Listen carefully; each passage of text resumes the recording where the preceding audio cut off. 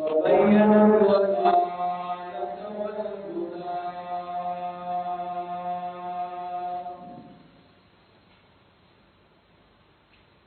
لا شريك له في الأرض ولا في السماء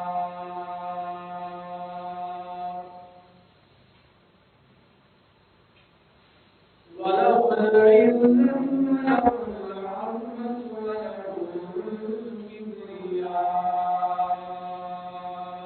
الكبرياء وعليه التوكل والسلام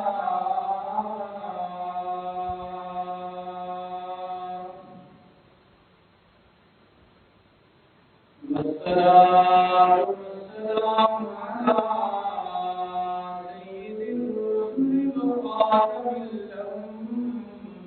الأنبياء أرسله الله بالحق بشيرا ونذيرا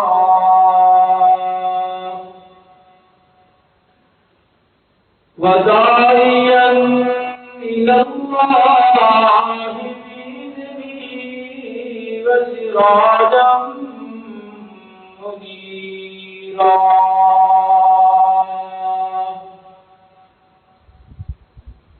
وعلى آله وأصحابه الأتقياء الذين هم خلاصة العرب الأرباب وخير الخلائق بعد الأنبياء أما بعد فأعوذ بالله من الشيطان الرجيم بسم الله الرحمن الرحيم لقد رضي الله عن المؤمنين إذ يبايعونك تحت الشجرة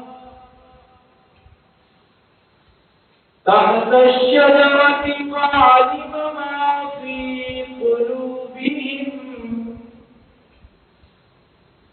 فأنزل السكينة عليهم وأصابهم فتحا قريبا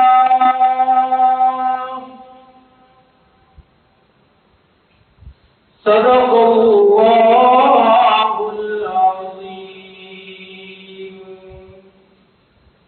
وبلغنا رسوله النبي الأمي الأمين العظيم الكريم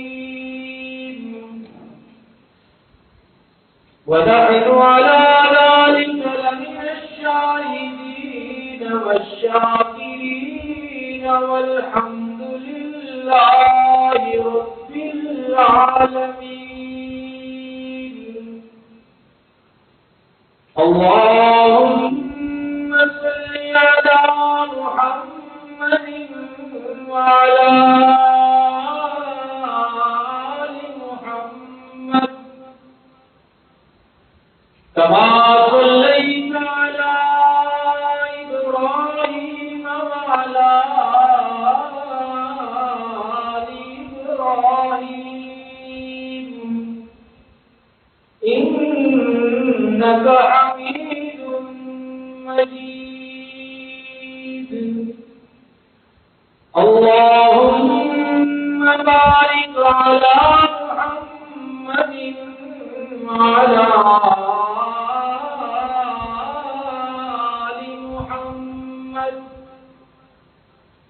كما باركت على إبراهيم وعلى آل إبراهيم إنك حميد مجيد. واجب الاحترام حاضرین کرام پر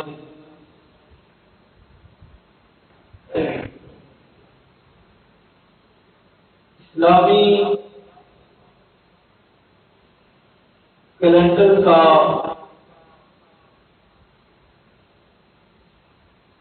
یہ آخری مہینہ چل رہا ہے جسے ذی الحج کا مہینہ کہا جاتا ہے.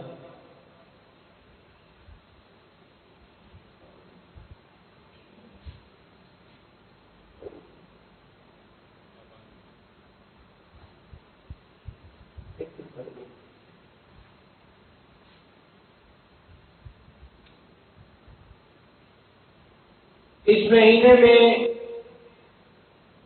مسلمان پوری دنیا میں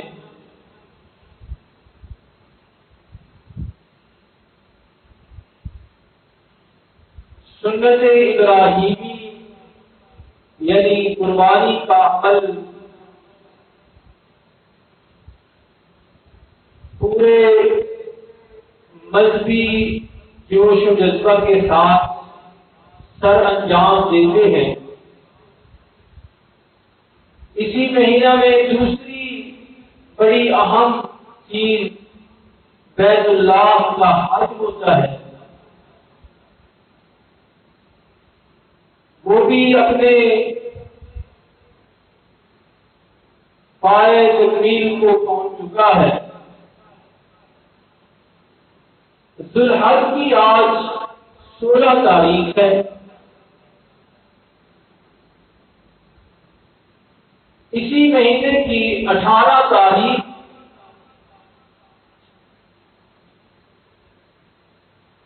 مشہور صحابی رسول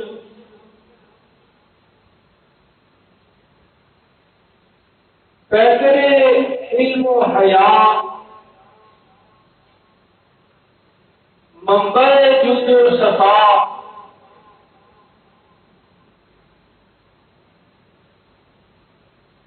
دوہرے داماد پیغمبر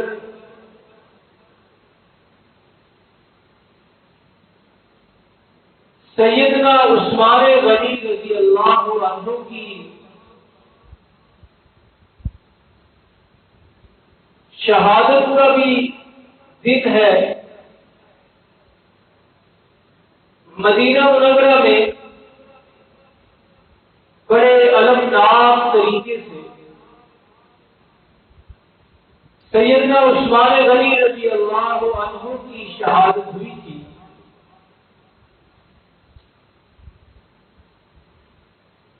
تو اسی حوالے سے دنیا بھر میں حضرت عثمان غنی رضی اللہ عنہ کی یاد اور آپ کے تذکرے کیے جاتے ہیں. اور یہ اس لیے بھی ضروری ہے تاکہ مسلمانوں کی نئی نسل کو نئی فوج کو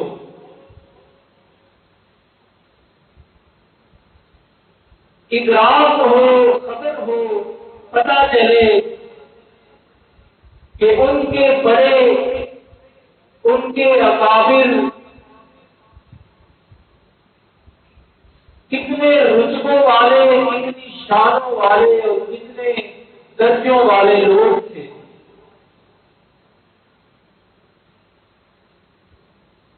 سیدنا عثمان غنی رضی اللہ عنہ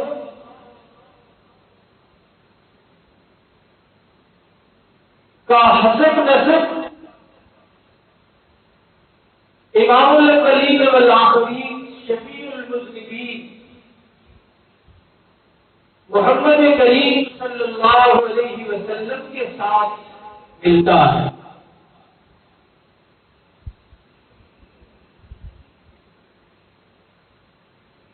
مکہ مکرمہ میں جب میرے آقا علیہ الصلوۃ والتسلیم نے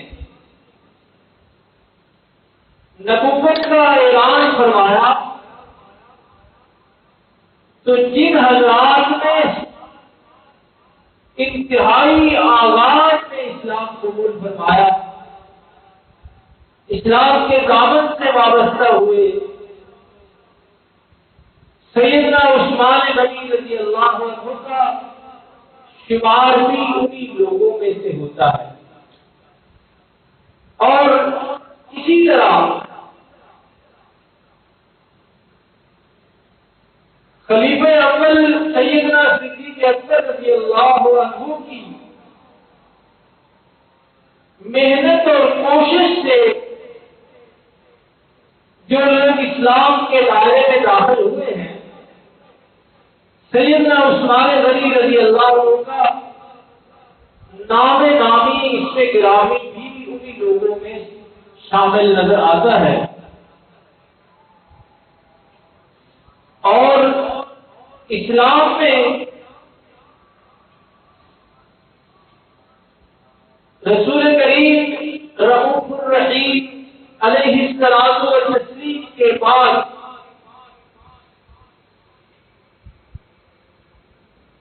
مراتب اور درجوں کا جو معیار مقرر کیا گیا ہے، اس میں سب سے افضل سیدنا صدیق اکبر رضی اللہ عنہ ہے، اور ان کے بعد سیدنا عمر بن خطاب رضی اللہ عنہ کا نمبر آتا ہے، اور تیسرے نمبر پر ہے سیدنا عثمان بن عفان رضی اللہ عنہ۔ تو اسی سے آپ کے قد کا آپ اندازہ لگا لیں، آپ کے درجے کا آپ اندازہ لگائیں کہ اسلام میں آپ کو نمبر 3 پر فائز رکھا گیا ہے، تیسرے درجے پر رکھا گیا ہے۔ تو یہ بہت بڑا رتبہ ہے، بہت بڑا مقام ہے۔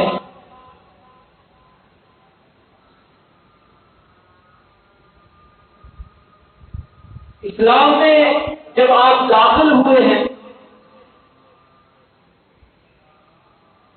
تو مکہ مکرمہ میں انتہائی ظلم و ستم کا دور تھا، مسلمانوں کو ستایا جاتا تھا،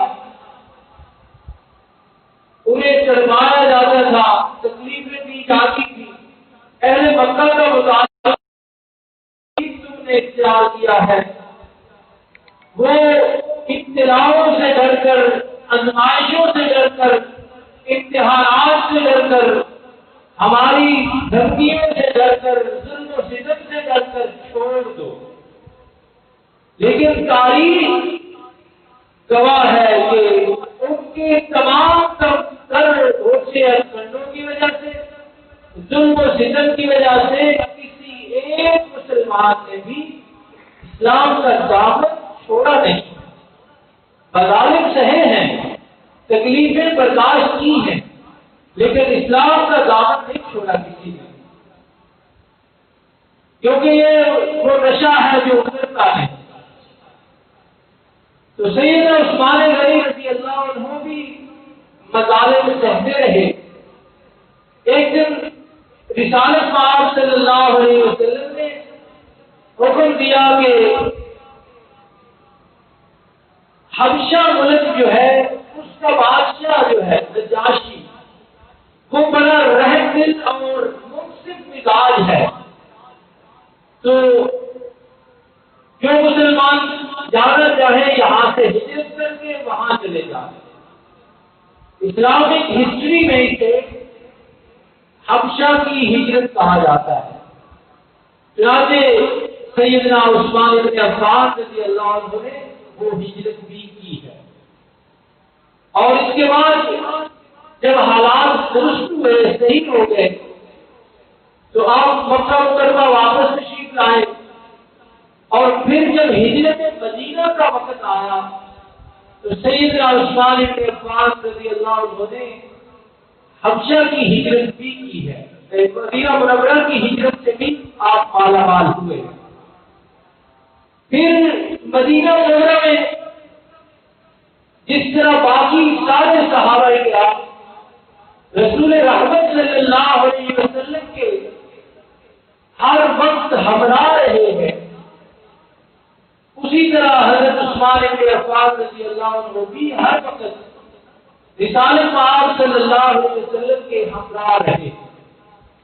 اور دلچسپ بات ذرا سنیے کہ آپ کی ہمراہی اور آپ کا ساتھ، آپ کی رفاقت اتنی مضبوط اور عظیم ہے کہ اس تاریخ میں محنت و کوشش کے ان ایام میں دو موقع ایسے آئے جب حضرت عثمان غنی رضی اللہ عنہ ان مواقع پر حاضر نہیں تھے. دو موقع ایسے آئے ہیں کہ سیدنا عثمان غنی رضی اللہ عنہ وہاں بذات خود تشریف فرما نہیں تھے، لیکن آپ کی رفاقت اتنی مضبوط تھی، آپ کا ساتھ رسالت مآب صلی اللہ علیہ وسلم کے ساتھ اتنا مضبوط تھا کہ غیر حاضری کے ان دونوں مواقع پر اللہ کے رسول صلی اللہ علیہ وسلم نے فرمایا کہ عثمان غنی رضی اللہ عنہ یہاں اگرچہ موجود نہیں ہے، حاضری ان کی نہیں ہوئی، لیکن ان کو دنیاوی اور دینی لحاظ سے، اخروی لحاظ سے وہی اجر، وہی ثواب اور وہی انعام ملے گا جو یہاں حاضر لوگوں کو ملے گا. یعنی آپ موجود نہیں ہیں، لیکن اللہ کے رسول صلی اللہ علیہ وسلم نے آپ رضی اللہ عنہ کی حاضری وہاں اس کا اقرار کیا اور اس کو آپ کو حاضر سمجھا گیا. ان میں سے پہلا موقع ہے جنگ بدر کا. اسلام کی ایک بڑی جنگ ہے اور اسلام نے اس میں فتح حاصل کی. 313 کے ساتھ اللہ کے محبوب صلی اللہ علیہ وسلم میدان عمل میں تشریف لائے. اہل بدر کی بڑی فضیلت ہے. بعد میں بھی اللہ کے رسول صلی اللہ علیہ وسلم نے جو جنگیں لڑی ہیں ان جنگوں میں بھی جن لوگوں نے شرکت کی ہے ان کی بھی بڑی فضیلت ہے، لیکن جنگ بدر کے جو شرکاء تھے جن کو بدری صحابہ کہا جاتا ہے ان کی بہت بڑی فضیلت ہے. حتیٰ کہ حدیث کی مقدس کتابوں میں یہ حدیث موجود ہے. اللہ کے پیغمبر صلی اللہ علیہ وسلم نے فرمایا کہ ان اللہ تعالی کہ اللہ نے اہل بدر کو جھانک کر دیکھا، ان کے خلوص کو، ان کی للہیت کو، ان کے فدائی پن کو، کہ کس طرح وہ اللہ اور اس کے رسول کے حکم پر اپنا سب کچھ نچھاور کرنے کے لیے حاضر ہو گئے تھے. تو یہ سارے جذبات اللہ نے جب ان کے دیکھے تو فرمایا اعملوا ما شئتم کہ میرے بدر میں شریک ہونے والے صحابہ، اللہ کا حکم یہ ہے کہ آج کے بعد تم جو کچھ کرو قد غفرت لکم. یہ اللہ کے نبی صلی اللہ علیہ وسلم نے خوشخبری دی کہ تمہارا مالک تمہیں کہہ رہا ہے کہ جو مرضی کر لو، آج کے بعد میں نے تمہیں بخش دیا، صرف جنگ بدر میں شرکت کی وجہ سے.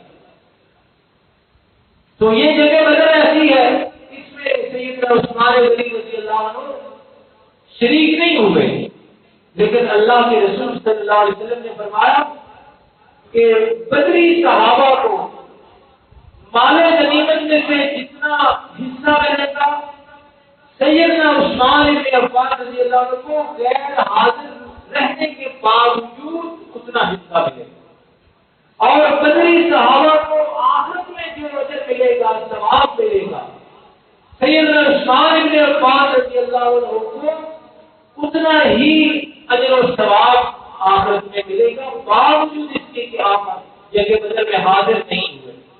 اور حاضر کیوں نہیں ہوئے تھے؟ اس لیے کہ امام الانبیاء صلی اللہ علیہ وسلم کی رشتے جگر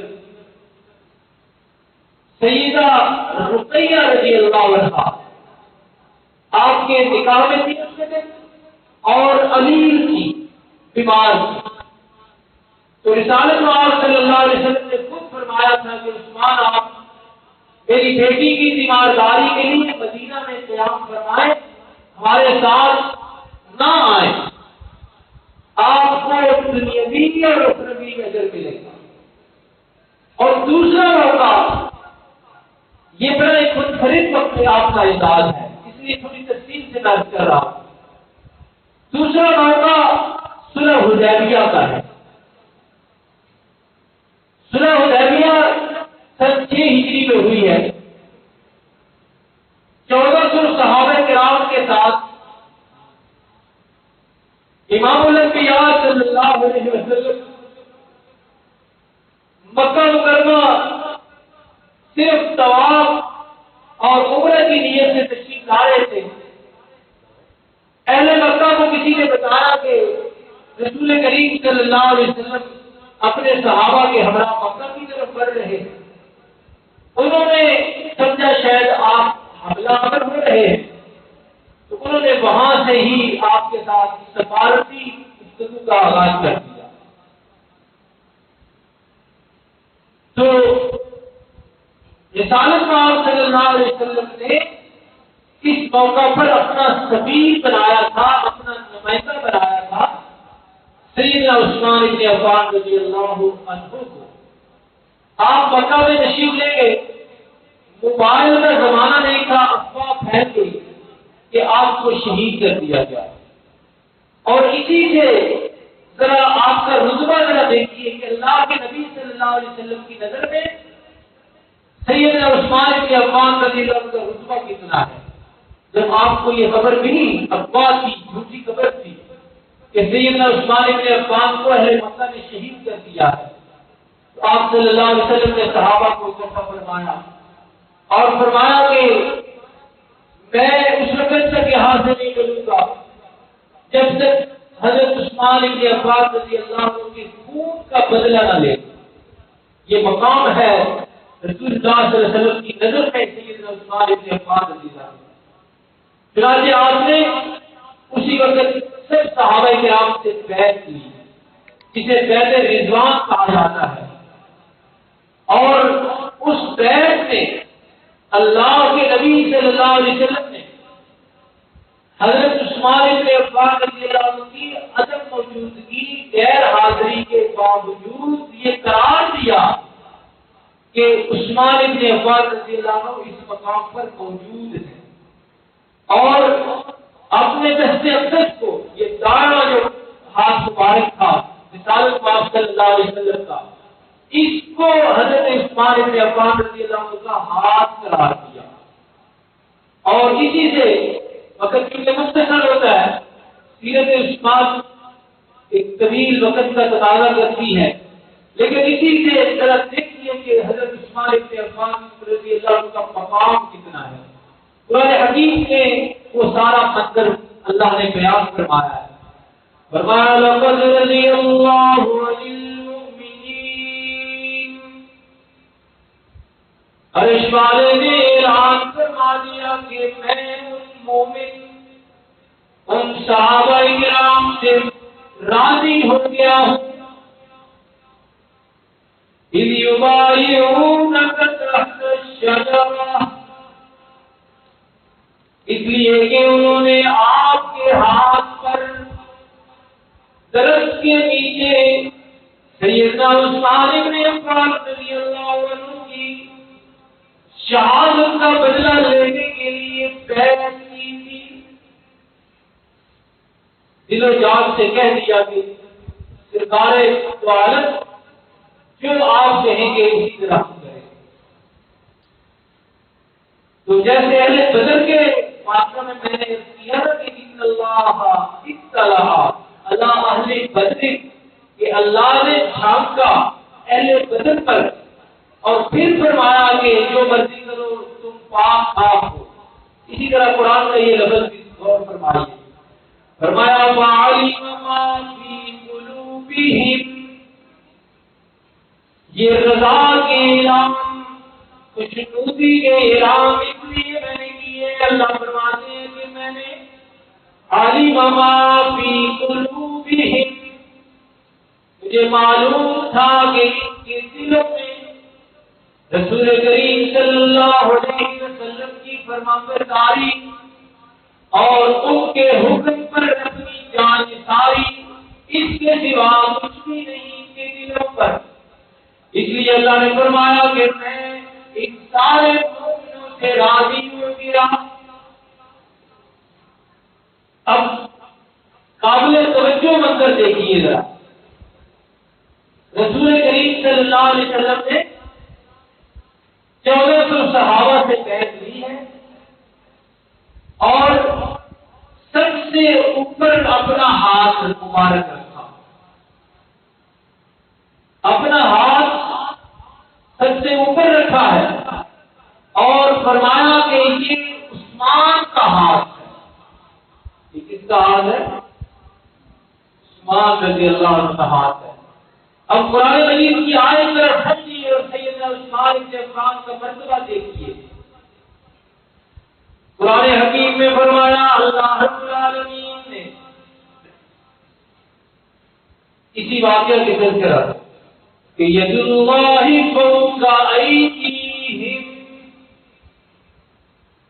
سارے اپنا اپنا ہاتھ رکھتے گئے. اللہ کے رسول صلی اللہ علیہ وسلم نے سب سے اوپر اپنا ہاتھ دستے اقدس مبارک ہاتھ رکھا اور فرمایا کہ یہ میرا ہاتھ نہیں ہے یہ عثمان کا ہاتھ ہے. اور عرش والے نے کیا اعلان کیا کہ ید اللہ فوق ایدیہم. دو ذرا مقام پر غور کیجیے کہ سیدنا عثمان ابن عفان رضی اللہ عنہ کی قصاص کے لیے خون کا بدلہ لینے کے لیے سارے صحابہ نے بھی ہاتھ رکھ دیے. اوپر اللہ کے محبوب صلی اللہ علیہ وسلم نے بھی ہاتھ رکھ دیا اور عرش والے نے اعلان کیا کہ قصاص سے عثمان کے لیے میرا ہاتھ بھی اوپر ہے. قصاص سے عثمان کے لیے اللہ نے فرمایا میرا ہاتھ بھی اوپر ہی ہے. یہ رتبہ ہے کہ اللہ کے رسول بھی بیعت فرما رہے ہیں قصاص عثمان کے لیے اور عرش سے اللہ بھی اعلان کر رہے ہیں کہ ید اللہ فوق ایدیہم کہ میرا ہاتھ بھی اوپر ہے. یہ ایک زاویہ ہے شان عثمان سمجھنے کے لیے. اور دوسرا زاویہ اللہ کے محبوب صلی اللہ علیہ وسلم نے اپنے دستے اقدس کو کس کا ہاتھ قرار دیا؟ عثمان ابن عفان کا. اب یہ جو سب سے اوپر ہاتھ ہے یہ کس کا ہے؟ سیدنا عثمان رضی اللہ عنہ کا یہ ہاتھ ہے. اور عرش والا کیا کہہ رہا ہے کہ ید اللہ فوق ایدیہم ان کے ہاتھوں کے اوپر میرا ہاتھ. اب اللہ کا ہاتھ کس کے ہاتھ کے ساتھ ٹچ کر رہا ہے؟ سیدنا عثمان غنی رضی اللہ عنہ کے. تو یہ رتبہ اور یہ مقام ہے جو قرآن مجید کی روح سے میں نے عرض کیا. جھوٹی روایات ان کی طرف جانے کی ضرورت نہیں. قرآن خود صحابہ کا پتہ خواہ ہے. قرآن کا ایک اجتماع اللہ کے رسول صلی اللہ علیہ وسلم کی جانثاروں وفاداروں کی مدح میں مگن اور مصروف ہے. کوئی دفعہ ایسا نہیں جہاں اللہ کے رسول صلی اللہ علیہ وسلم کے یاروں کے تذکرے نہ موجود ہوں. تو ایک تو حدیث کی فضائل عثمان غنی رضی اللہ عنہ نے سن لیجیے. اللہ کے رسول صلی اللہ علیہ وسلم نے 10 صحابہ کو جنت کی خوشخبری دی ہے. حدیث کی مشہور کتاب ترمذی شریف میں یہ حدیث موجود ہے جہاں اللہ کے رسول صلی اللہ علیہ وسلم نے نام لے کر فرمایا ابو بکر فی الجنہ عمر فل جنہ، تو تیسرے نمبر پر وہاں حدیث کی اس کتاب میں موجود ہے، آپ نے فرمایا عثمان فل جنہ۔ آپ صلی اللہ علیہ وسلم مدینہ کے ایک باغ میں تشریف فرما تھے، باغوں کے باہر دیواریں ہوتی تھی، دروازے ہوتے تھے۔ حضرت ابو موسیٰ اشعری رضی اللہ عنہ حدیث بیان فرماتے ہیں کہ باغ کا دروازہ کھٹکھٹایا گیا تو مجھے اللہ کے رسول صلی اللہ علیہ وسلم نے فرمایا دیکھو کون ہے، اور جو بھی ہو اسے کہنا کہ وہ جنتی ہے۔ یہ اللہ کی طرف سے اطلاع ہوتی تھی اللہ کے رسول صلی اللہ علیہ وسلم کو۔ تو فرماتے ہیں حضرت ابو موسیٰ اشعری میں نے دروازے پر جا کے دیکھا تو دروازہ کھٹکھٹانے والی شخصیت تھی سیدنا صدیق اکبر رضی اللہ عنہ۔ تو میں نے دروازہ کھولا، کھٹکھٹانے کا بھی کہا اور فرمایا کیا کہ اللہ کے رسول صلی اللہ علیہ وسلم نے آپ کو جنت کی خوشخبری دی۔ فرماتے ہیں کہ دوبارہ پھر دروازہ کھٹکھٹایا گیا تو مجھے میرے آقا نے فرمایا جاؤ دروازہ بھی کھولو اور آنے والے کو جنت کی خوشخبری بھی سناؤ۔ فرماتے ہیں گیا، دروازہ کھولا تو وہاں سیدنا عمر فاروق رضی اللہ عنہ تشریف فرما تھے۔ میں نے انہیں اندر آنے کا کہا اور اللہ کے رسول صلی اللہ علیہ وسلم کا فرمان ذکر کر دیا کہ اللہ کے رسول صلی اللہ علیہ وسلم نے آپ کو جنت کی خوشخبری دی ہے۔ تھوڑی دیر بعد باغ کا دروازہ پھر کھٹکھٹایا گیا تو آپ صلی اللہ علیہ وسلم نے فرمایا جاؤ دروازہ کھولو، آنے والے کو جنت کی خوشخبری بھی دو اور ساتھ انہیں بتلا دو کہ ان پر بہت بڑی آزمائش بھی آئے گی۔ آپ نے اشارہ فرمایا آپ کی شہادت کی طرف۔ تو اس میں بھی آپ دیکھ رہے ہیں کہ اللہ کے رسول صلی اللہ علیہ وسلم نے سیدنا عثمان غنی رضی اللہ عنہ کو جنت کی خوشخبری۔ اونٹ پہاڑ ہے مدینہ میں جس کے بارے میں اللہ کے رسول صلی اللہ علیہ وسلم نے فرمایا ہے کہ یہ ہم سے محبت کرتا ہے اور ہم اس سے پیار کرتے ہیں۔ اونٹ پہاڑ اللہ کے رسول صلی اللہ علیہ وسلم سے محبت کرتا ہے۔ تو سیدنا عمر فاروق، سیدنا صدیق اکبر رضی اللہ عنہ اور سیدنا عثمان غنی رضی اللہ عنہ اپنے آقا و مولا کے ہمراہ ایک دن ان پہاڑ پر تشریف فرماتے ہیں تو اس کو زلزلہ کی وجہ سے حرکت ہوئی۔ تو اس موقع پہ اللہ کے رسول صلی اللہ علیہ وسلم نے فرمایا کہ اے اونٹ تو کیوں کانپتا ہے، کیوں لرزتا ہے، کہ تجھ پر ایک نبی، ایک صدیق اور دو شہید موجود ہیں۔ تو اس طرح اس ارشاد پاک میں بھی آپ صلی اللہ علیہ وسلم نے سیدنا عثمان غنی رضی اللہ عنہ کو شہید کا رتبہ عطا فرما دیا، یعنی آپ نے بتا دیا کہ آپ شہادت کے درجے سے مالا مال ہوں گے۔ شہادت کا ذکر انشاءاللہ اگلے جمعے کو کر دیں گے، مطلب کم ہے۔ اور ایک منفرد اعزاز جو سیدنا عثمان غنی رضی اللہ عنہ کے علاوہ پوری کائنات انسانی نے کسی اور کو نہیں ملا، وہ یہ ہے کہ آپ اللہ کے محبوب صلی اللہ علیہ وسلم کے دوہرے داماد ہیں۔ یکے بعد دیگرے ایک ایک کر کے اللہ کے رسول صلی اللہ علیہ وسلم نے اپنی دو بیٹیوں کا نکاح سیدنا عثمان بن عفان رضی اللہ عنہ سے فرمایا، اور جب دوسری بیٹی بھی اللہ کو پیاری ہو گئی تو جو سبزہ اللہ کے رسول صلی اللہ علیہ وسلم نے اپنے دوہرے داماد کو عطا فرمایا وہ بھی کسی اور کو نہیں مل سکا۔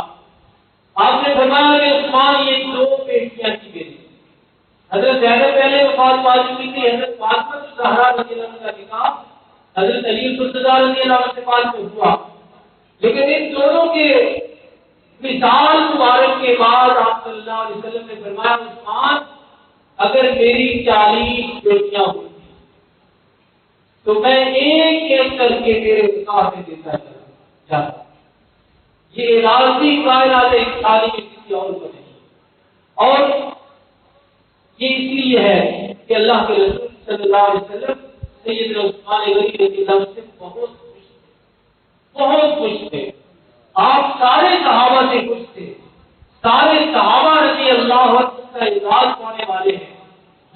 فرق ضرور ہوتا ہے، مراتب میں، تعلق میں، قرب میں ضرور فرق ہوتا ہے۔ سیدنا عثمان غنی رضی اللہ عنہ دورے دوار بھی تھے، لیکن اپنے بال سے اللہ کے رسول صلی اللہ علیہ وسلم کو ہر مقام پر آپ نے خوش کیا۔